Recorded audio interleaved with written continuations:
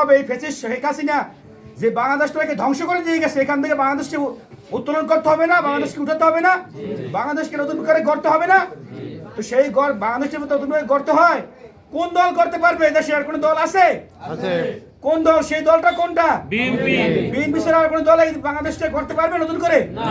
তো বিএনপি ছাড়া যখন কোনো দল এই দেশকে করতে পারবে না, তো আমাদের কি করতে হবে? বিএনপিকে ক্ষমতা আনতে হবে না? তো বিএনপিকে যদি ক্ষমতায় আনতে হয় তো আমাদেরকে তো কাজ করতে হবে। আমাদেরকে এখান থেকে এমপি বানাতে হবে, ধানের শীষে ভোট দিতে হবে। এমপি একজন দুইজন এরকম এমপি করতে করতে দেশ নায়ক জনাব তারেক রহমানকে প্রধানমন্ত্রী বানাতে হবে। বাংলাদেশ বিএনপিকে এদেশে ক্ষমতায় আনতে হবে, রাষ্ট্র ক্ষমতায় বসাতে হবে। এই তো আমাদের কাজ। তো সেই কাজ করতে হলে আমাদের যে ছাত্রদল কিন্তু অনেক দায়িত্ব।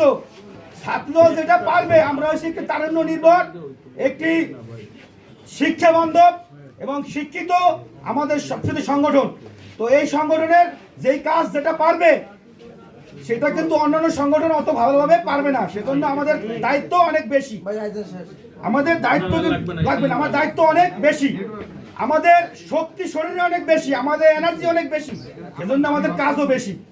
যেমন প্রথমে যে কাজটি করতে হবে, আমাদের যারা এখানে নেতৃবৃন্দ আছে এই ইউনিয়নের সকলের ভিতরে একটি ঐক্য গড়ে তুলতে হবে।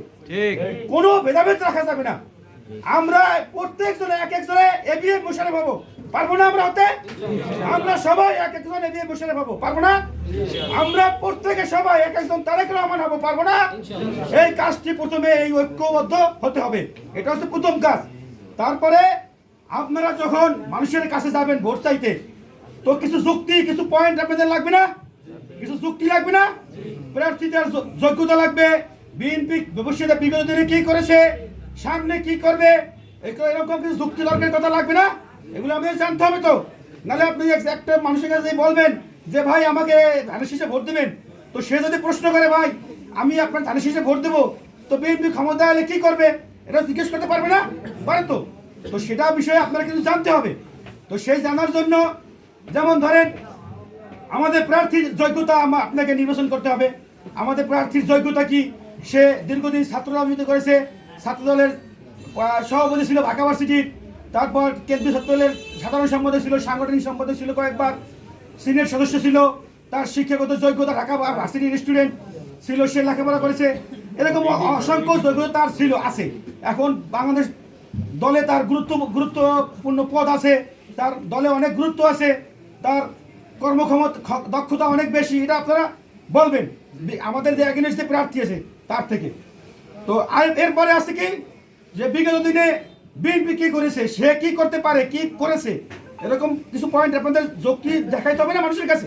তো আপনারা যদি বলে যে বিএনপি ক্ষমতায় এবিএ মোশাররফ হোসেন সে কি করতে পারবে, কি করেছে, আপনারা সে জানেন, সে 3 বছর সভাপতি ছিল, সে 3টা ব্রিজ কাজ করে গেছে, তারপরে এই হসপিটালে 30 থেকে 50 শয্যা করে দিছে, তারপরে প্রাইমারি স্কুলগুলো সে অনেকগুলো 50টা বিল্ডিং করে দিছে, সাইক্লোন শেল্টার করে দিয়েছে, তারপর অনেক শিক্ষক 60 জন শিক্ষক নিয়োগ দিয়ে গেছে, নিয়োগ দেওয়ার ব্যবস্থা করে গিয়েছে, এবং রাস্তাঘাট অসংখ্য কাজ করেছে। এবং আপনারা জানেন যে এই যে 5 তারিখের পর থেকে 450 কোটি টাকার কাজ তিনি অলরেডি টেকনিকে পাস করে দিয়েছেন, এটা কাজ চলমান আছে। আপনারা দেখতে কোন দলের নাম বলবে বলেন তো?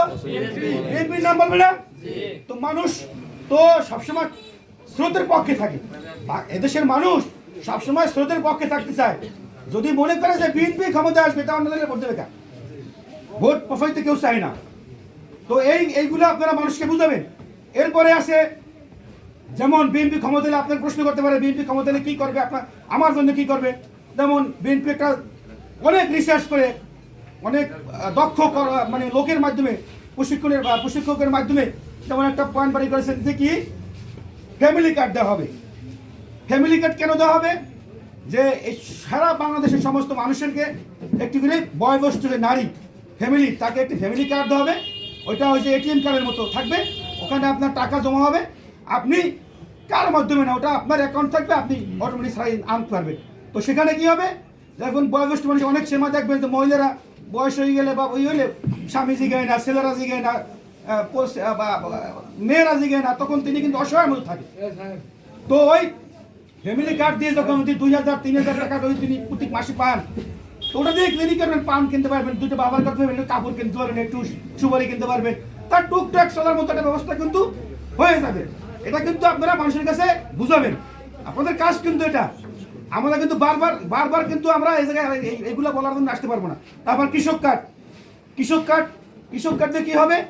কৃষক কার্ড দিয়ে আপনার বীজ পাবেন, আপনি সার কিনতে পারবেন স্বল্পমূল্যে, আপনি ধান আপনি সরকারিভাবে বিক্রি করতে পারবেন।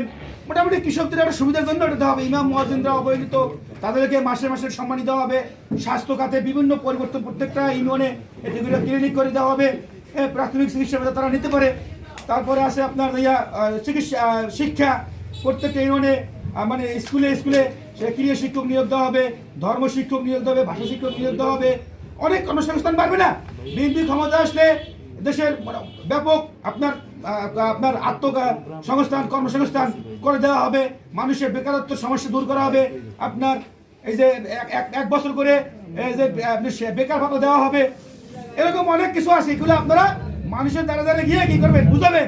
এটা আপনাদের কাজ। বুঝাইয়ে আপনার তাদেরকে আমার ধানের শীষে ভোট দেওয়া হবে।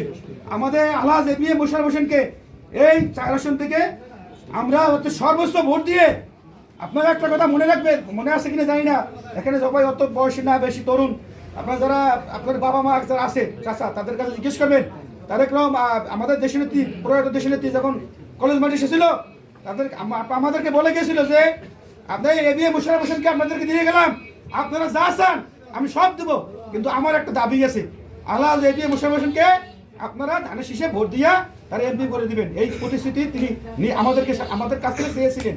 আজকে সে সুযোগটা এসেছে, আপনারা সবাই একজন এবিএম মোশাররফ প্রত্যেকে আমরা ধানের শীষের জন্য এই যে আমি যে পয়েন্টগুলোর কথা বলবো, বাকিগুলো যারা আছে সেটা আমার সভাপতি সাহেব বলবে।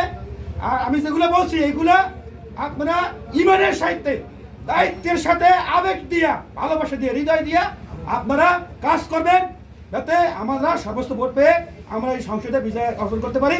এই আশাবাদ ব্যক্ত করে আমি সকলের সুস্বাস্থ্য দীর্ঘায়ু কামনা করে আমার বক্তব্য আমি শেষ করছি। খুদা হাফেজ।